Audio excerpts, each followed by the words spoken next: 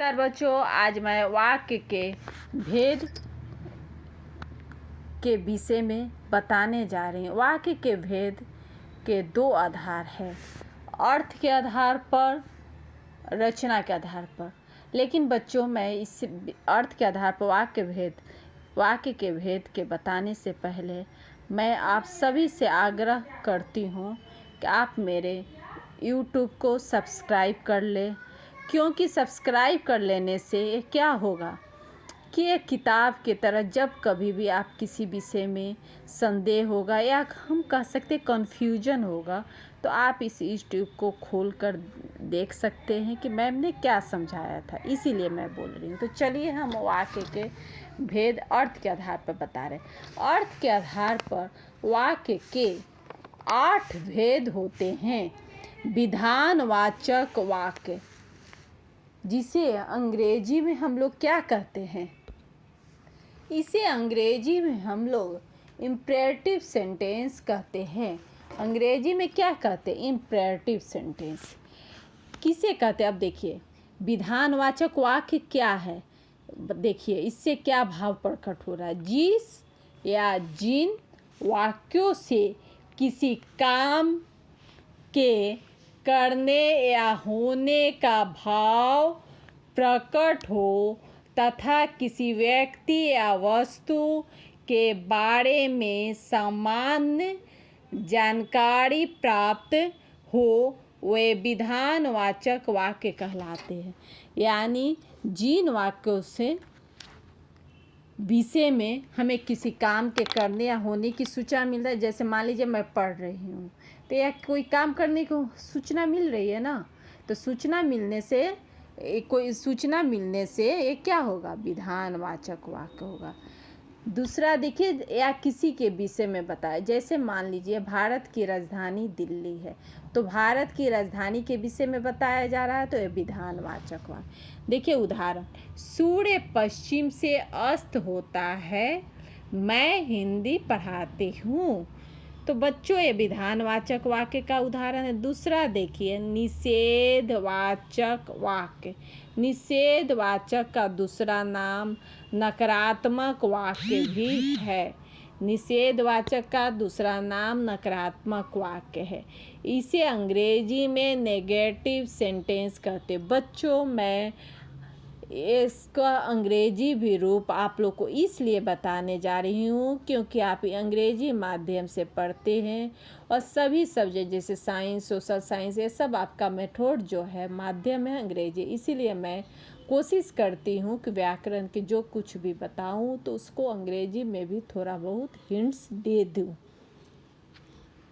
निषेधवाचक वाक्य देखिए, जिन वाक्यों में किसी कार्य या बात करने या न होने का भाव प्रकट हो, उसे निषेधवाचक वाक्य कहलाते हैं, या उसे वे निषेधवाचक वाक्य कहलाते हैं। जैसे राधा कुछ न कर सकी।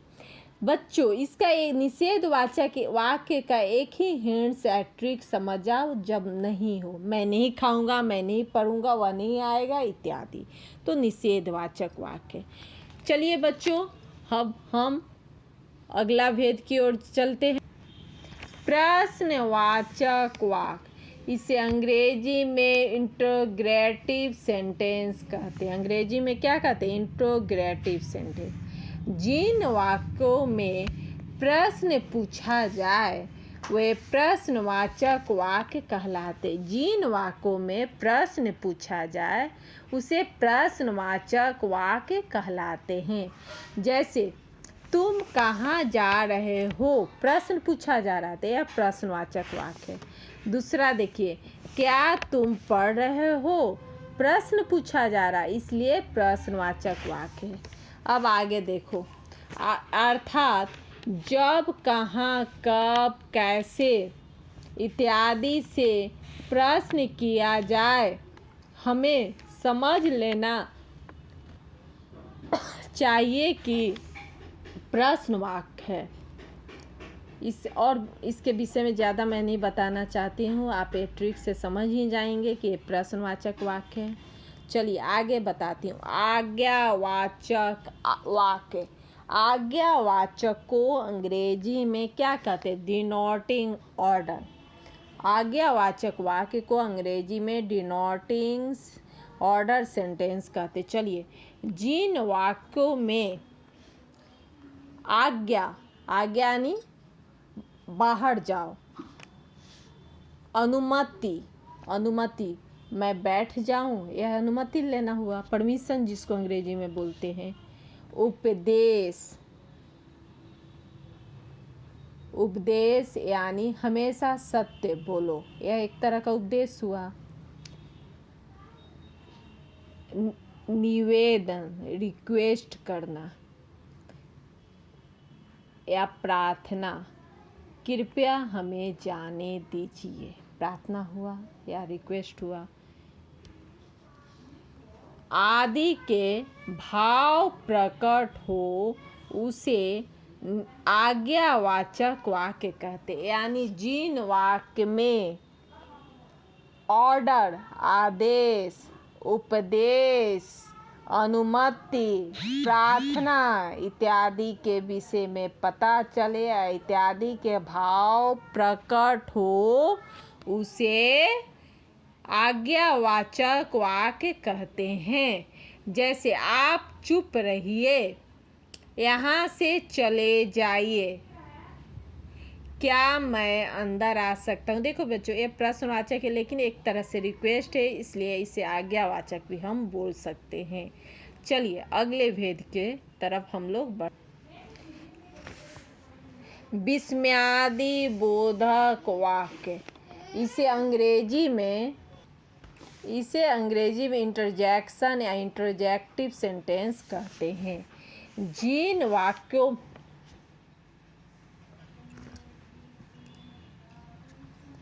वाक्यों में हर्ष, शोक, आश्चर्य,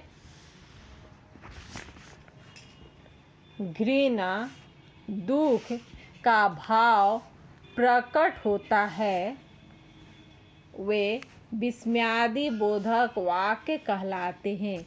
जिन वाक्यों में हर्ष, शोक, आश्चर्य, घृणा, दुख का भाव प्रकट होता है वे विस्मयादि बोधक वाक्य कहलाते हैं। जैसे उदाहरण देखिए, अरे तुम यहाँ भी आ गए, हाय मेरे दांत में दर्द है। इनसे क्या हो रहा है? देखिए बच्चों, ध्यान दीजिएगा। अर्थात जिसमें ये देख रहे हैं ना बच्चों, ये वाला चिन्ह का प्रयोग हो उसे विस्मयादि बोधक वाक्य कहते हैं। अब आगे देखिए, इच्छा बोधक वाक्य। इसे अंग्रेजी में क्या कहते हैं हम? डिनोटिंग डिजायर्ड इसे अंग्रेजी में बोलते हैं। जिन वाक्यों में इच्छा, शुभ कामना, अभिशाप, आशा, आशीर्वाद आदि के भाव प्रकट हो उसे इच्छावाचक वाक्य कहते हैं। जिन वाक्यों में इच्छा, काश मैं भी चंद्रमा में जाता, इच्छा हुआ। शुभ कामना, आपकी यात्रा मंगलमय हो, आप सफल होइए। अभिशाप, जैसे हम लोग एक अभिशाप में तुम गिर जाओ, अभिशाप हुआ। तुम फेल हो जाओ, अभिशाप हुआ। आशा, तुम जरूर सफल होगे। आशीर्वाद, तुम दीर्घायु हो आदि के भाव प्रकट हो उसे इच्छावाचक वाक्य कहते हैं। ईश्वर तुम्हें सफल करे, नव वर्ष मंगलमय हो। अब आगे देखिए, संदेहवाचक वाक्य। इसे अंग्रेजी में हम लोग क्या बोलते हैं? डाउटफुल। इसे अंग्रेजी में डाउटफुल सेंटेंस। जिन वाक्यों में कार्य के होने में संदेह अथवा संभावना का बोध हो उसे संदेहवाचक वाक्य। यानी आप बच्चों ये समझ, जिस वाक्यों में शायद, संभवतः वो पढ़ रहा होगा, यहाँ भी संदेह हो रहा है कि नहीं, कि वो पढ़ रहा है कि नहीं पढ़ रहा है, ये सब संदेहवाचक वाक्य कहलाते हैं। संभवतः वह सुधर जाए। देखिए संभवतः का प्रयोग है, इसलिए शायद मैं बाहर चला जाऊं, यह भी संदेहवाचक है। वह शायद आए।